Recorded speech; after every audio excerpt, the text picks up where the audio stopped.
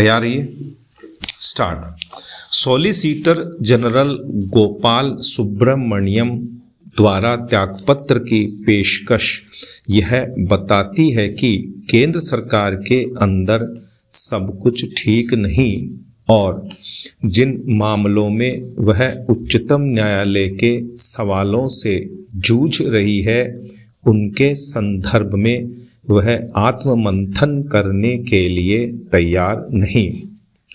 हालांकि यह स्पष्ट नहीं कि सॉलिसिटर जनरल ने त्यागपत्र की पेशकश क्यों की, लेकिन माना यही जा रहा है कि वह सरकार के उस रवैये से आजिज आ गए हैं जिसके तहत उन पर यह दोषारोपण किया जा रहा है कि वह विभिन्न मामलों में उच्चतम न्यायालय के समक्ष सही तरीके से केंद्रीय सत्ता का बचाव नहीं कर पा रहे हैं।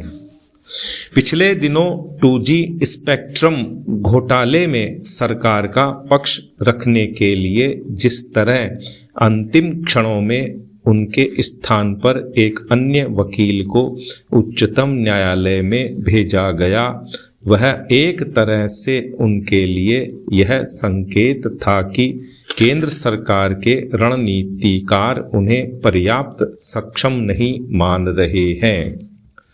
इन स्थितियों उन्होंने यदि त्यागपत्र देने का निश्चय किया तो इसके लिए उन्हें दोष नहीं दिया जा सकता। ऐसा लगता है कि केंद्र सरकार जिन मामलों में शीर्ष अदालत का सामना कर रही है उनमें वह अपनी गलती किसी और में देख रही है।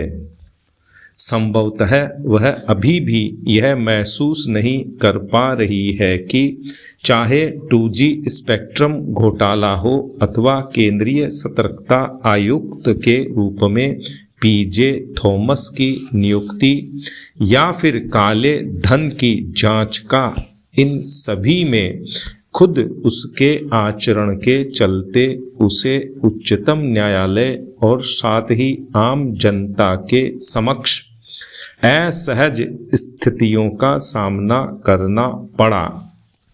अब यह तथ्य है कि 2G घोटाला इसलिए हुआ क्योंकि केंद्र सरकार समय रहते ए राजा पर अंकुश नहीं लगा सकी। उसने एक तरह से ए राजा को यह घोटाला करने दिया।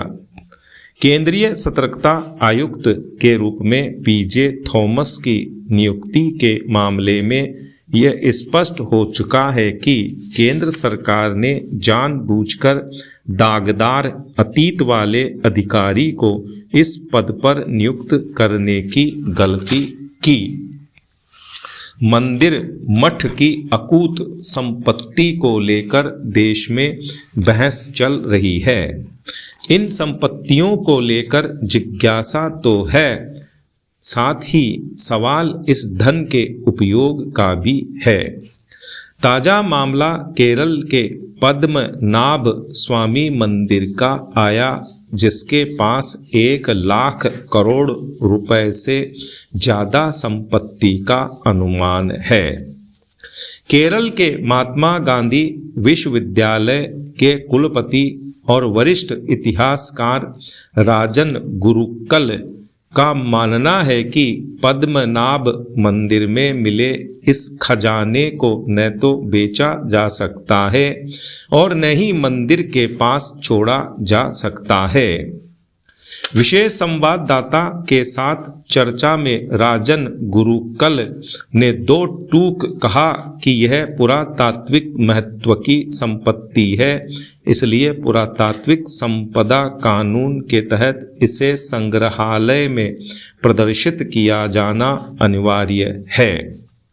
आगे उन्होंने कहा, कानूनी प्रावधानों को देखते हुए साफ तौर पर कहा जा सकता है कि हमारे पास इस संपत्ति के उपयोग को लेकर सिर्फ एक ही विकल्प उपलब्ध है। 1958 के आर्कियोलॉजिकल रिमेन्स एक्ट के मुताबिक किसी भी पुरातात्विक महत्व की वस्तु का स्वामित्व एक व्यक्ति या संस्था के से दूसरे को हस्तांतरित नहीं किया जा सकता, यानी इसे बेचा नहीं जा सकता। इसे संभालकर और पूरी हिफाजत के साथ रखना सरकार की जिम्मेदारी है।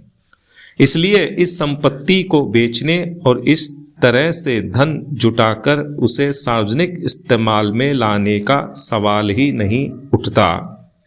सरकार को इस पूरी संपत्ति को अधिसूचित कर उसे संभाल कर रखना होगा। उनके अनुसार यह 1 लाख करोड़ का आंकड़ा शुरुआती अनुमान पर आधारित है। इस संपत्ति की सही कीमत अभी आंकी जानी बाकी है। अभी जो आकलन है वह वस्तुओं की मौजूदा बाजार कीमत के आधार पर है। इसमें उन वस्तुओं की ऐतिहासिकता के जुड़ जाने के बाद उसकी कीमत कई गुना बढ़ जाती है। सोने का उतने ही वजन का एक कड़ा अगर 1 लाख का होगा, उतने ही वजन का एक राजा का पहना हुआ कड़ा 1 करोड़ में भी बिक सकता है। इसलिए ऐसी किसी पुरातात्विक वस्तु का आकलन करते समय अक्सर उसे अमूल्य बताया जाता है।